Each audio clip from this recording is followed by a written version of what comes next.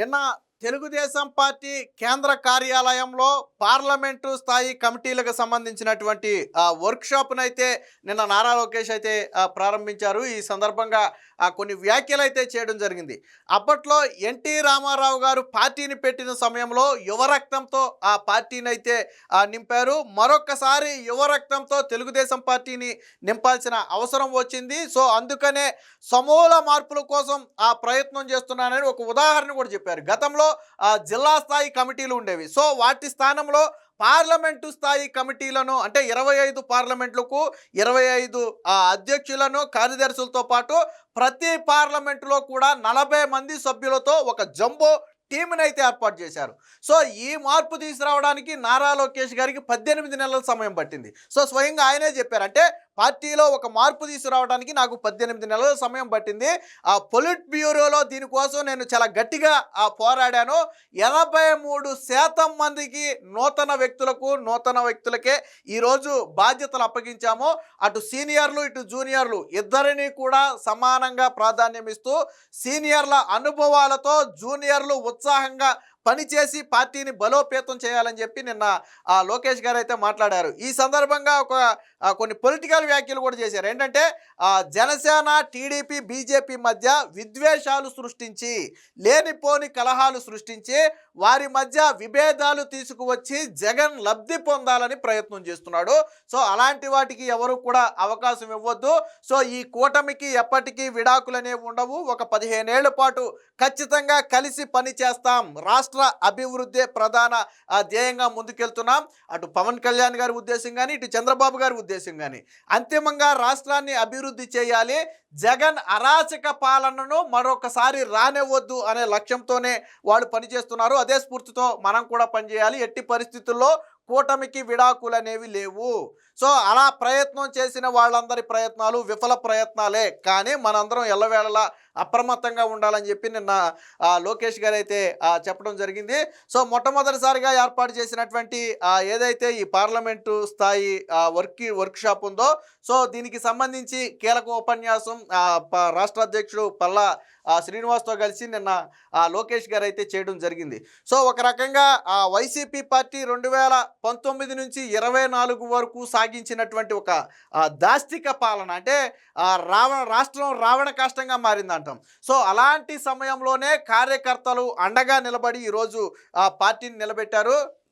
నారా లోకేష్ గారు చెప్పింది ఒకటే, ఒక గ్రామ స్థాయి అధ్యక్షుడిగా ఉన్నటువంటి వ్యక్తి పొలిట్ బ్యూరో మెంబర్ దాకా ఎదగాలి. సో అలాంటి అవకాశాలు తెలుగుదేశం పార్టీలో కల్పించాలి.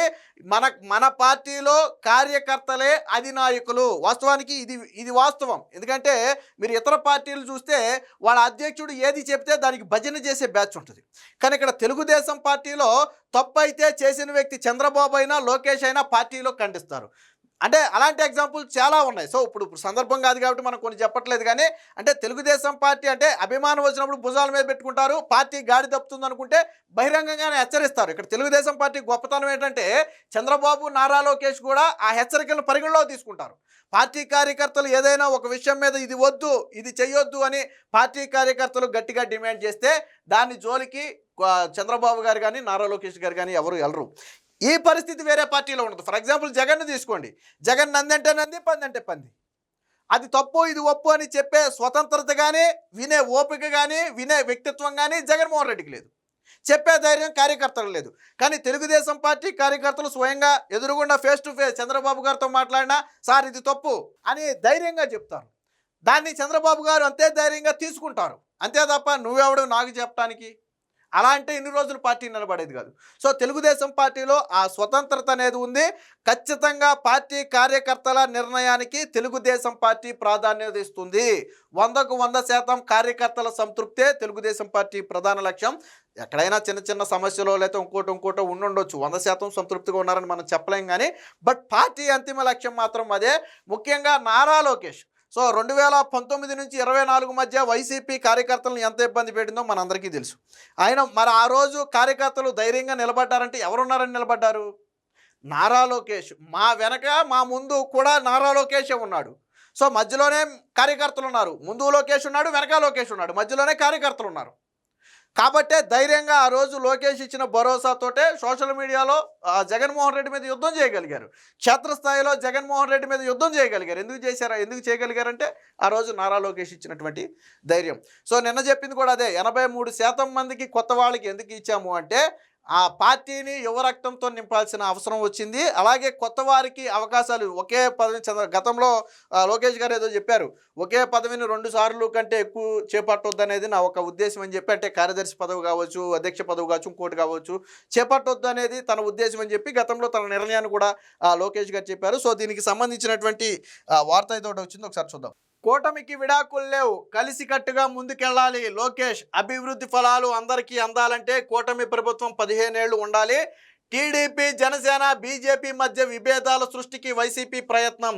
అభివృద్ధి సంక్షేమానికి బాబు బ్రాండ్ అంబాసిడర్ అయితే కల్తీ నెయ్యి, కల్తీ మద్యానికి టీమ్ 11 అంబాసిడర్, అంటే ఇండైరెక్ట్గా జగన్మోహన్ రెడ్డి అంబాసిడర్ అని చెప్పారు.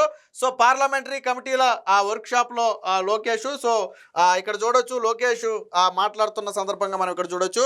చంద్రబాబు ట్రెండ్ సెట్టర్, 75 ఏళ్ల వయసులో కూడా యువకుడిలా పనిచేస్తున్నారు. ప్రజలకు, పార్టీ కార్యకర్తలకు సేవ చేయాలని నిత్యం ఆలోచించే వ్యక్తి. ఎన్టీఆర్ ఎంతో మంది యువతకు అవకాశాలు కల్పించారు. ఇప్పుడు టీడీపీని మళ్ళీ యువ రక్తంతో నింపాల్సిన సమయం వచ్చింది. అందుకే ఆ యువతను పెద్ద ఎత్తున మేము ప్రోత్సహిస్తున్నామని చెప్పి నారా లోకేష్ అయితే చెప్పడం జరిగింది. టీడీపీ, జనసేన, బీజేపీ కూటమిలో విభేదాలు సృష్టించాలని వైసీపీ యత్నిస్తుంది. మనం అప్రమత్తంగా ఉండాలి. మనకు విడాకులు లేవు, కలిసికట్టుగా ముందుకు వెళ్ళటమే మన ఎజెండా అని లోకేష్ అయితే చెప్పడం జరిగింది. పార్లమెంటరీ నియోజకవర్గాల వర్క్షాప్ను రాష్ట్ర అధ్యక్షుడు పల్లా శ్రీనివాసరావుతో కలిసి కేంద్ర కార్యాలయంలో ప్రారంభించారు. సో ప్రాంతీయ పార్టీ ఒకసారి ప్రతిపక్షంలోకి వస్తే ఎలాంటి ఇబ్బందులు ఎదుర్కొంటామో మనందరం చూసాం. ఈ సందర్భంగా అన్నారు, కార్యకర్తలు బలంగా వాటన్నిటిని అధిగమించి అధికారంలోకి రాగలిగాము. పార్టీ నేతలు అలకవేడాలి, లేదంటే మనందరం నష్టపోతాం. అభివృద్ధి ఫలాలు అందరికీ అందాలంటే ప్రభుత్వాల కొనసాగింపు చాలా ముఖ్యం. కనీసం 15 ఏళ్లు కూటమి అధికారంలో ఉండి రాష్ట్రాన్ని అభివృద్ధి చేసుకుందాం. చిన్న చిన్న సమస్యలు ఉంటాయి, కలిసి పరిష్కరించుకుందామని సూచించారు. సో దేశంలోనే అభివృద్ధి సంక్షేమానికి చంద్రబాబు బ్రాండ్ అంబాసిడర్ అయితే టీమ్ 11 మాత్రం కల్తీ నెయ్యి, కోడికత్తి, కల్తీ మద్యానికి బ్రాండ్ అంబాసిడర్లు అని చెప్పి చెప్పడం జరిగింది. సో పార్టీలో సంస్కరణల కోసం లోకేష్ కృషి చేస్తున్నట్టుగా అయితే చెప్పారు. సామాన్య గ్రామ పార్టీ అధ్యక్షుడు, పొలిట్ బ్యూరో వరకు ఎదగాలన్నదే నా ఆకాంక్ష. జిల్లా పార్టీ కమిటీల స్థానంలో పార్లమెంటు పార్టీ కమిటీని తీసుకొచ్చేందుకు నాకు 18 నెలల సమయం పట్టింది. దీనికోసం పొలిట్ బ్యూరోలో పోరాడాను. పార్లమెంటరీ కమిటీల్లో అంకిత భావం ఉన్నవారినే నియమించాం.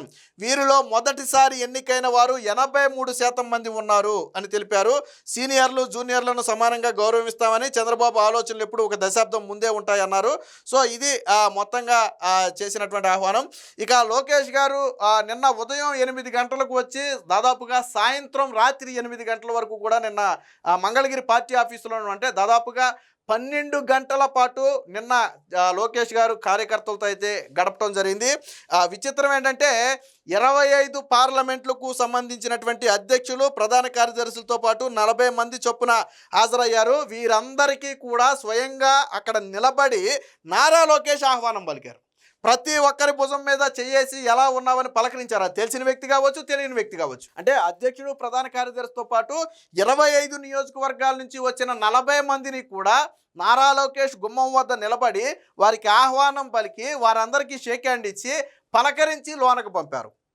సో అది నారా లోకేష్ గొప్పతనం. అంటే ఏ పార్టీలో మార్పులు అనేవి ఉత్తినే రావు. నారా లోకేష్ గారు చేస్తున్నటువంటి కృషి ఫలితంగానే ఈరోజు సమూల మార్పులు వస్తున్నాయి. ఈరోజు యువతకు ఇంత పెద్ద ఎత్తున బాధ్యతలు అప్పగిస్తున్నారంటే ఖచ్చితంగా నారా లోకేష్ కృషి. గతంలో చంద్రబాబు గారు కూడా చెప్పారు, పార్టీలో ఖచ్చితంగా యువ రక్తాన్ని నింపుతాం, మెజారిటీ పదవులు కావచ్చు, బాధ్యతలు కావచ్చు యువతకే మేము అప్పచెప్తాము, చాలామంది సీనియర్లు అయిపోయారు, సో వారికి ఇంకా విశ్రాంతి అవసరం అని చెప్పి గతంలో చంద్రబాబు గారు కూడా చెప్పినటువంటి పరిస్థితి. సో నిన్న నారా లోకేష్ కూడా అదే మాట చెప్పినటువంటి పరిస్థితి.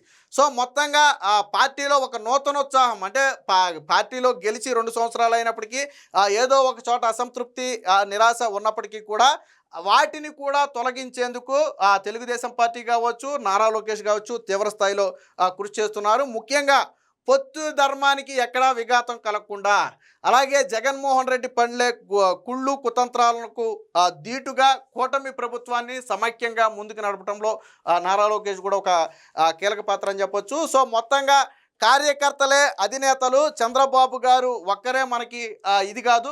మన పార్టీలో ప్రతి కార్యకర్త కూడా ఒక అధినేతతో సమానమే. ప్రతి కార్యకర్తకు కూడా ఆ రైట్ ఉంది, ఆ పవర్ ఉంది.